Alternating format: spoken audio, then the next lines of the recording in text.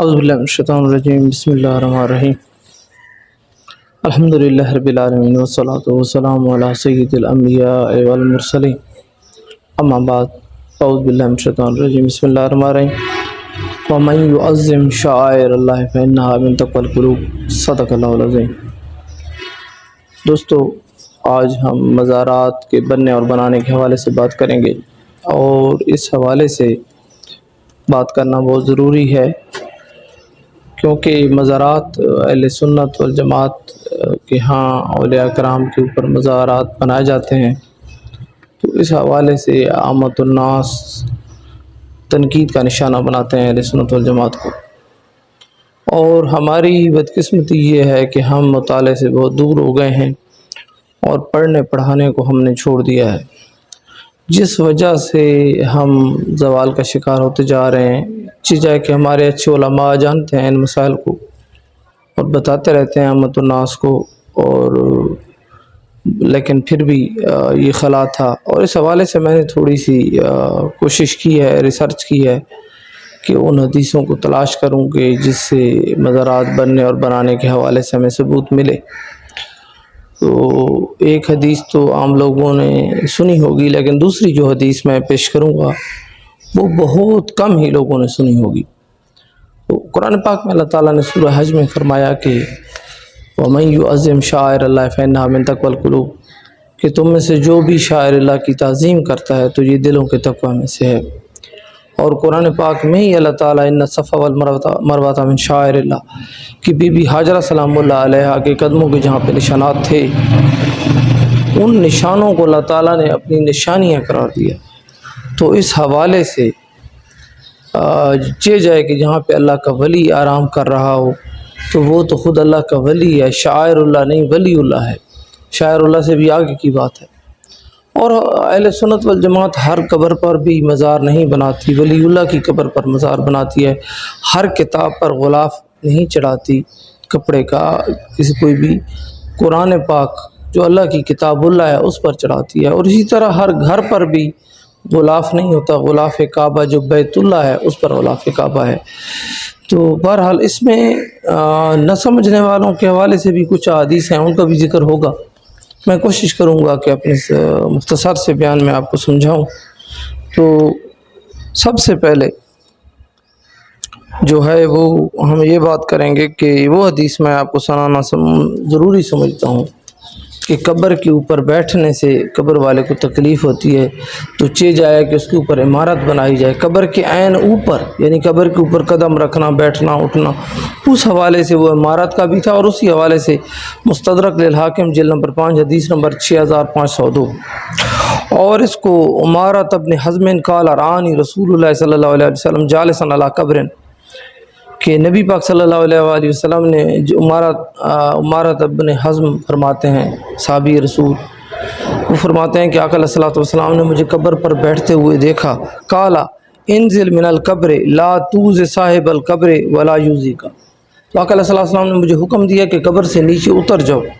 اور تم صاحب قبر کو تکلیف نہ دو، ولا یوزی کا، اور نہ وہ تمہیں کوئی تکلیف دے۔ معلوم یہ بھی ہوا کہ قبر والے بھی تکلیف دے سکتے ہیں بد دعا کرنے کی صورت میں، اگر آپ اس کو تکلیف دیں گے تو۔ اسی طرح اب اگلی بات جو ہے جہاں سے یہ لیا جاتا ہے کہ مزار یا عمارت بنانا جو ہے یہ منع ہے، چونکہ حدیث آ گئی، اس حدیث کو نہ سمجھنے کی وجہ سے ہے، اور یہ حدیث صحیح مسلم کی 2238 کتاب الجنائز عن جابر قال نہا رسول اللہ صلی اللہ علیہ وآلہ وسلم ان یجسس القبر وَأَن يُقْعَدَ عَلَيْهِ وَأَن يُبْنَى عَلَيْهِ، کہ آقا علیہ الصلوۃ والسلام نے قبر کو پختہ کرنا، وَأَن يُقْعَدَ عَلَيْهِ، اور اس کے اوپر بیٹھنے سے منع فرمایا، وَأَن يُبْنَى عَلَيْهِ، اور ان پر عمارت بنانے سے منع فرمایا۔ اب ان تینوں باتوں کو میں مختصر سے سمجھانے کی کوشش کروں گا۔ ان یجسس القبر، قبر کو پختہ کرنا، اس سے کیا مراد ہے؟ اس سے مراد قبر کا اوپر والا حصہ ہے، جو جس کو قبر کا تعویذ کہا جاتا ہے، جو یعنی اندر والا حصہ ہے کہ جو جس کو پختہ کرنے سے منع فرمایا گیا، اور جو اوپر والا حصہ ہے وہ تو تعویذ قبر ہے، یعنی آقا علیہ الصلوۃ والسلام کیا یہاں پہ فرمانے کا مطلب جو قبر کا اندرونی حصہ ہے تو ایسا نہ ہو کہ آپ ان کو بھی پختہ کرنے لگ جائیں، تو اس سے منع کیا گیا ہے۔ اور اوپر والا ایسا تو ویسے بھی تعویذ قبر ہے، اور جو قبروں کو برابر کرنے کی بات کرتے ہیں ان کے مطابق بھی تو پھر اوپر والی قبر نہیں بنتی، کیونکہ وہ تو قبروں کو برابر کرنے کے حق میں ہے، اور جب برابر کرنے کے حق میں ہے تو لا محالہ قبر تو اندر والی بچے گی، اور اندر والی قبر کوئی پختہ کرنے سے منع کیا گیا ہے، نہ کہ اوپر والی کو۔ اسی طرح دوسری جو وعین یوقد علیہ، اب یہ تو واضح ہے کہ قبر کے اوپر بیٹھنے سے منع کیا، یعنی اور صحیح مسلم کی 2241 نمبر حدیث بھی اسی حوالے سے ہے کہ آقا علیہ الصلوۃ والسلام نے فرمایا کہ قبر کے اوپر اگر کوئی شخص بیٹھتا ہے تو اس سے بہتر ہے کہ وہ کسی انگارے پر بیٹھ جائے، جائے کہ وہ کسی قبر پر بیٹھ دے اور صاحب قبر کو تکلیف پہنچائے۔ تو اگلی جو بات وہیں یبنا علیہ، صحیح مسلم کی 2238 والی روایت میں جو میں نے پہلے پڑھی کہ اس کے اوپر عمارت بنانے سے منع فرمایا، تو وہ اسی معنی میں ہے کہ جب قبر کے اوپر کوئی مکان، کمرہ، بیٹھک، کوئی چیز بنائی جائے گی تو لا محالہ قبر کے اوپر بیٹھیں گے، جب بیٹھیں گے تو قبر والے کو تکلیف ہوگی، اور اسی حوالے سے وہ حدیثیں بتا رہی ہیں کہ قبر کے اوپر بیٹھنے سے آقا علیہ الصلوۃ والسلام نے منع فرمایا، اور اس کے اوپر بیٹھنے سے بھی منع فرمایا، اور اس کے اوپر عمارت بنانے سے بھی منع فرمایا۔ تو جو مزار بنایا جاتا ہے وہ قبر کے اوپر ہوتا ہے، نہ کہ قبر کے عین اوپر ہوتا ہے، یعنی قبر کے اونچائی سے ہوتا ہے، ایک مکان کی صورت میں ہوتا ہے۔ تو مزار میں یہ ہے کہ قبر والی جگہ پر تو پھر کوئی نہیں بیٹھتا اگر مکان بنتا ہے، تو ہاں اچھے جائے کہ مزار کا فائدہ زائرین کو ہوتا ہے، وہ اس میں بیٹھتے ہیں، تلاوت کرتے ہیں، اور تلاوت کا جو ہے وہ صاحب قبر کو ثواب بخشتے ہیں، اور صدقات وغیرہ جو بھی ہوتا ہے وہاں پہ مطلب قربانی کی جاتی ہے، یا نظر و نیاز جس کا ثواب میت کو پہنچایا جاتا ہے، صاحب مزار کو پہنچایا جاتا ہے، تو وہ جو ہے ان کی چھاؤں کے لیے ہوتا ہے، زائرین کی چھاؤں کے لیے ہوتا ہے، ان کے آرام کے لیے ہوتا ہے، ان کے بیٹھنے کے لیے۔ ہاں یہاں پہ میں یہ بات ضرور کہوں گا کہ جو قبروں کے اوپر، مزارات کے اوپر خرافات ہوتی ہیں، نشے، جوئے وغیرہ یا زنا کا کوئی ایسا سین ہوتا ہے، تو اس سے اہل سنت کا کوئی تعلق نہیں ہے دوستو۔ وہ جو بھی مسئلہ ہے وہ ایک لوگوں کو اپنے پیدا کیے ہوئے مسائل ہیں، نہ کہ اس کا اہل سنت کی کتابوں میں کوئی ذکر ہے، نہ کہیں پہ اہل سنت نے اس کی اجازت دی ہے، اور نہ ہی کوئی ایسی بات ہے۔ تو اب میں آپ کو زیادہ انتظار نہیں کراؤں گا، اور دو حدیثیں، پہلی جو حدیث ہے وہ مشکات شریف کی حدیث ہے، حدیث نمبر 5880، اور دوسری حدیث دارمی شریف مقدمہ میں ہے، جلد 1 صفحہ 93 پہ ہے، اور یہ حدیث کو روایت کرنے والی ہیں امی عائشہ سلام اللہ علیہا، اس حدیث کو روایت کرتی ہیں، اور وہ فرماتی ہیں انا بالجوزاء قال کوہت اہل المدینہ قحطا شدیدا، کہ مدینہ پاک میں شدید قحط پڑا، فشکوا الی عائشہ، اور لوگ شکایت لے کر امی عائشہ سلام اللہ علیہ کے پاس آئے، فقالت انظروا قبر النبی صلی اللہ علیہ وسلم فجلوا منہ قوا الی السماء، اور تو آپ نے فرمایا کہ قبر نبی صلی اللہ علیہ وسلم کو دیکھو، یعنی وہاں پر جاؤ، اور وہاں پر فجلوا منہ قوا، اور وہاں پہ ایک سوراخ بناؤ، الی السماء، آسمان کی طرف، یعنی قبر انور سے آسمان کی طرف ایک سوراخ بناؤ، حتی لا یکون بینہ و بین السماء سقف، یہاں تک کہ آسمان اور روزے کے درمیان کوئی رکاوٹ نہ رہے۔ تو یہاں پہ ایک سیکنڈ ٹھہریے، تو اس کا مطلب یہ ہے کہ آقا علیہ الصلوۃ والسلام کا اس وقت بھی جو ہے وہ مزار کے اوپر چھت تھی، تو امی عائشہ نے تبھی تو فرمایا کہ اس میں ایک سوراخ بناؤ تاکہ آسمان اور روزے انور کے درمیان کوئی رکاوٹ نہ رہے۔ تو یہی میرا مقصد تھا اس حدیث سے ثابت کرنے کا، کہ اس حدیث سے یہ ثابت ہے کہ آقا علیہ الصلوۃ والسلام کا روزہ انور امی عائشہ صحابہ کرام کے دور میں تھا، تبھی تو سوراخ بنایا گا۔ اور آج بھی اگر آپ دیکھیں گے ہر ایک گنبد کے اندر ایک آپ کو ڈھکنا سا نظر آئے گا، تصویر میں اگر آپ غور کریں گے تو یہ وہی سوراخ کی وہی سنت ہے، وہیں سے یہ سوراخ آ رہا ہے، اور یہ کچھ عرصہ پہلے تک وہاں پہ سادات کے کسی صاحبزادے کو چڑھا کے یہ سوراخ سے ڈھکن ہٹایا جاتا تھا، تو بارش ہو جاتی تھی جب اگر کوئی قید پڑتا تو۔ بہرحال تو حدیث میں آگے آ رہا ہے،